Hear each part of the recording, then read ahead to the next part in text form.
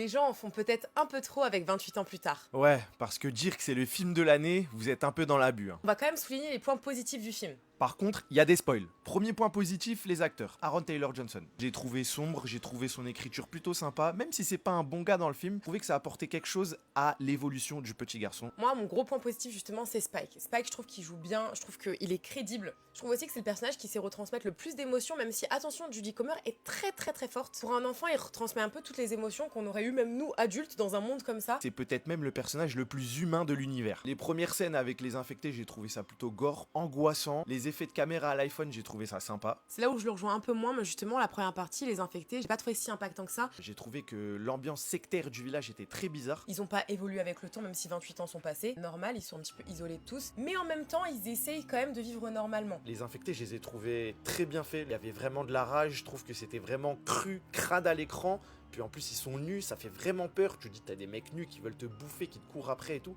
Ça fait vraiment flipper. Et je trouve que les paysages étaient vraiment beaux. Et dernier point positif, j'ai trouvé que le montage était très dynamique et bien oppressant. Très anglais. Voilà, c'est le mot. Moi de mon côté, dynamique oui, oppressant non, pas du tout. Le film il commençait bien, deuxième partie moyenne, troisième partie beaucoup moins bonne. Moi j'ai pas senti de moment de tension, j'ai pas senti de moment où je me disais oh, j'ai peur pour les personnages. Spike, à partir du moment où il revient sur le continent, il a découvert qu'il existe un médecin et il décide d'emmener sa mère pour la soigner parce que sa mère est malade. On dirait il y a trois quêtes totalement différentes. Il y a ce truc là en fait effectivement de poésie et à la fin du film on se dit ouais tout ça pour ça quoi. Genre, il y a 5 minutes, j'avais ma mère en face, et là, j'ai ma mère dans les mains, j'ai un crâne, quoi. Putain, t'attends un climax, et le climax, tu l'as pas, c'est ça le climax, quoi. Puis il faut dire ce qu'il y a, les 5 étapes du deuil, elles ont été très rapidement... Ouais. elles ont été, voilà. Bien évidemment, on comprend ce qu'a voulu faire le réalisateur, mais en vrai, on en attendait bien plus que ça, et on voulait vraiment du cru, du gore. Il y en a eu, hein, mais on en voulait bien plus que ça. Et l'un des trucs totalement what the fuck pour moi dans le film, c'est la femme du coup qui accouche de son bébé qui n'est pas infecté.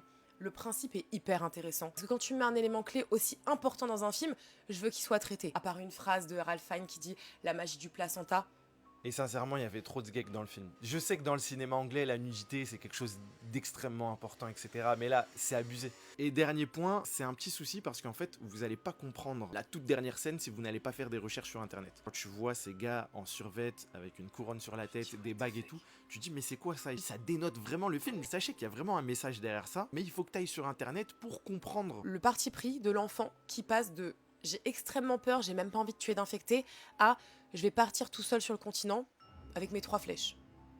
Pourquoi faire? Bref, on a apprécié le film, mais il y avait quand même des petites choses à dire qui n'étaient pas forcément bonnes. Moi j'ai préféré 28 jours et 28 semaines, celui-ci je le classe en 3ème, c'est pas un mauvais film mais il est moins bon que les 2 premiers. Dis-nous en commentaire ce que t'as pensé du film. Et surtout, oublie pas de liker et de t'abonner.